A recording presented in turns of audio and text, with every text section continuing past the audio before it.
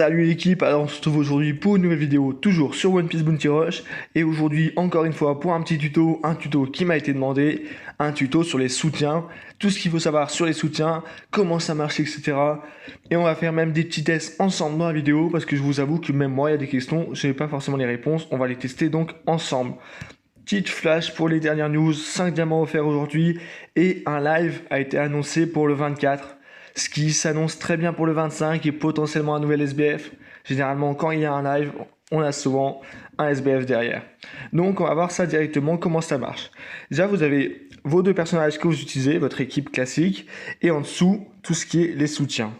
Comment ça marche? Déjà, il faut prendre des soutiens de la couleur de votre équipe.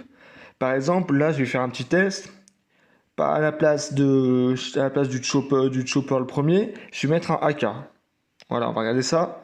Boum, on perd des stats sur l'élément bleu. Pourtant, le AK, il est meilleur qu'un chopper dans l'équipe.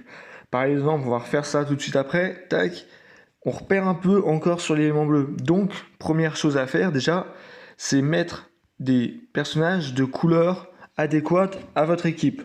Équipe full bleu, essayez de mettre au maximum des personnages bleus. Équipe full rouge, etc. Lorsque vous êtes sur du bi-élément, là, forcément, il y aura un petit peu de croisement. Après, il y a les pourcentages que vous voyez sous vos personnages. Qu'est-ce que c'est que ces pourcentages? Ces pourcentages, c'est la valeur un petit peu de vos soutiens. Vous avez vu, dès que j'ai changé, ça a diminué. Et c'est ça qui va faire un petit peu le gros de votre équipe. C'est-à-dire que, par exemple, si l'ennemi a des pourcentages dans son équipe trop supérieurs aux vôtres, il va vous mettre des gros dégâts, et parfois vous n'allez pas réussir à lui mettre des dégâts alors que vous avez votre perso maxé, vous comprenez pas ce qui se passe. Vous avez votre perso à fond, vous y allez, vous jouez comme il faut, et vous vous dites, mais c'est bizarre, je lui fais aucun dégât. Parfois, le mec a une box trop élevée par rapport à vous, et des soutiens trop élevés, et le pourcentage de ça, ça fait un petit peu, ça joue sur les stats, je pense. J'ai pas réellement la réponse sur où ça joue réellement, mais une chose est sûre, c'est que ce chiffre est très important pour la puissance globale de l'équipe. Après, il y a autre chose qui rentre en jeu pour les soutiens, c'est les détails des effets. Vous voyez là, j'ai 4 effets activés sur mon équipe. J'ai fonceur, ça rapporte, vous allez voir ensemble, on va voir ensemble directement, 800 PV en plus et augmente de 30% d'indice de base de la chose de trésor lorsque vous le capturez. Du coup, moi, ça c'est un tag que j'aime bien d'ailleurs en fonceur. Là, vous voyez équipage de chapeau de paille, réduit de 30% les dégâts critiques subis.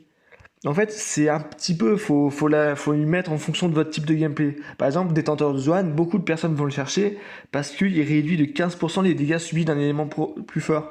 Et par exemple, sur une team bleue, full bleu, avec beaucoup de Roger, c'est important un petit peu de tanker. Par exemple, encore plus sur un défenseur, avec Kaido, moi j'ai besoin de tank. Donc je vais chercher Stag. C'est pour ça que du coup, vous pouvez voir que dans ma box, j'ai 2 personnages rouges, mais parce qu'ils ont le tag Zoan, le Chopper et la Yamato. Après, il y a d'autres tags. En fait, il faut choisir un petit peu en fonction de ce que vous voulez faire. Par exemple, Nouveau Monde, vous voyez que ça augmente les dégâts sur un élément plus fort. Donc forcément, sur les rouges, du coup, je ferai encore plus de dégâts. Mais il y a plein de petits tags comme ça qui sont intéressants.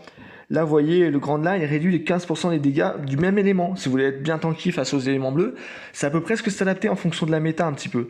S'il y a une méta full bleu et que vous jouez bleu, vous pouvez chercher ce tag par exemple. Moi, il y a un tag aussi que j'aime particulièrement en général, c'est le tag Génération Terrible. Génération Terrible, c'est à distance de projection. Lorsque vous êtes dans la zone de trésor ennemi, les effets suivants sont activés, augmentent de 30% à distance de projection. Et pareil dans la zone de trésor allié. Et ça, je trouve ça génial avec certains personnages. Du style Kid qui a double projection. Tout ce qui est projection, c'est top. Même sur le Kaido. Sur le Kaido, quand il a ses boules de feu, avoir projection, ça va être de fou. Du coup, voilà. Globalement, je vous conseille, si vous voulez un petit peu optimiser ça, d'aller un jour, quand vous avez un petit peu de temps, aller check un petit peu les effets. Parfois, il y a de nouveaux traits qui arrivent.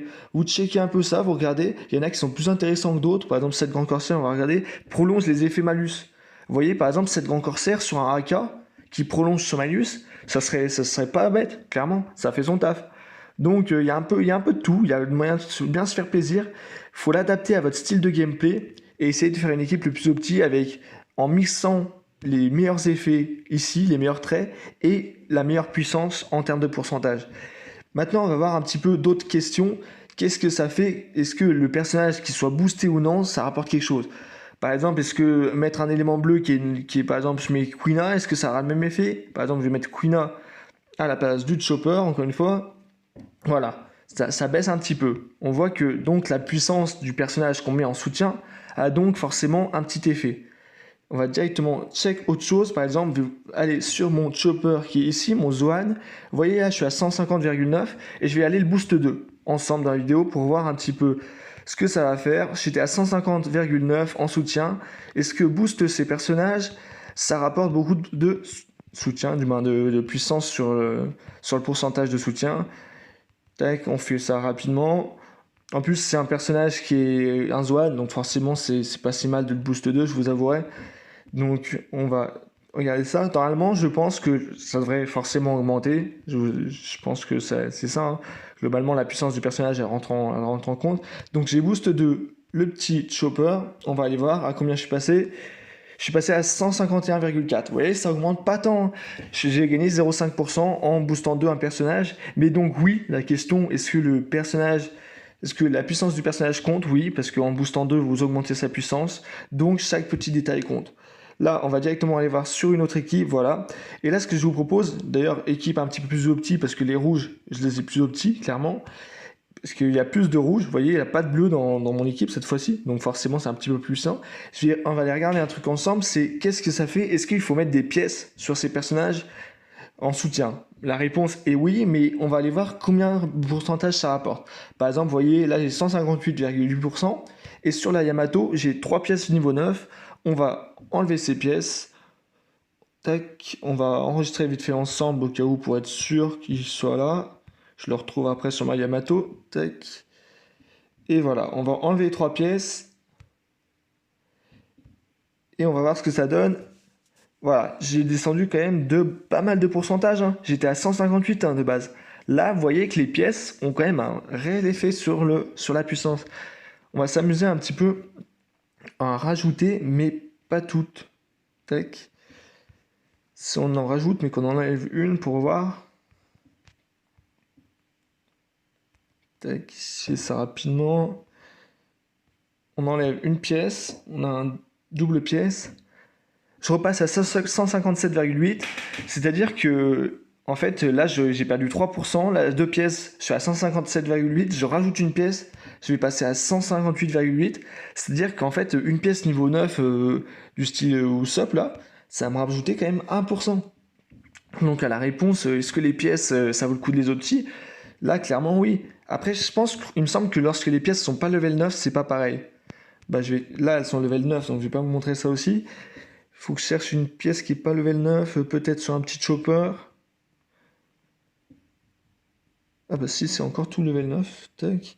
Mais vous voyez qu'en fait, il y a plein de petits détails un petit peu comme ça. Voilà, là, je pense... voilà. Si j'enlève un level 7, j'étais à 157,8. J'enlève un level 7 sur le chopper. On descend un petit peu moins. On a perdu 0,9% pour une pièce level 7. Conclusion, pensez bien à équiper vos personnages soutiens de très bonnes pièces, au maximum de level 9 en pièces. Comme ça, vous voyez que chaque level 9 rajoute 1%, c'est pas négligeable. Cherchez à optimiser en fonction de vos personnages, en fonction de quel personnage vous utilisez et le soutien que vous voulez vous. Voilà, cherchez un mix entre la puissance du personnage en soutien avec le pourcentage et les bons trades pour faire une belle équipe. Voilà, c'est un mix un peu à faire, parfois il faut faire les choix. Pour skier, on m'a aussi demandé le bonus de score, comment ça marche.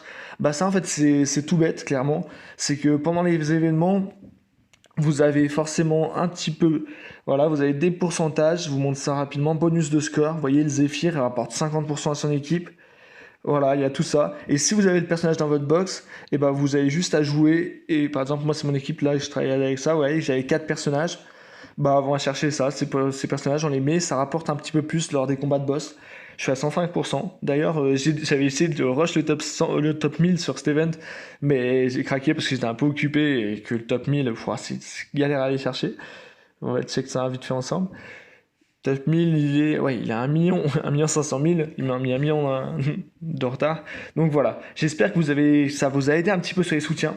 Globalement, il faut regarder un petit peu les traits, s'informer, essayer d'optimiser au mieux les deux. Et après, pensez à équiper un petit peu des pièces à vos soutiens, c'est super important. On a vu ça, je pensais même moi que c'est pas aussi important, je vous avouerai. Merci encore pour tout. On avance toujours avec les abonnés, ça fait super plaisir. Donc je vous dis merci pour tout, passez une bonne journée et ciao ciao, bye bye.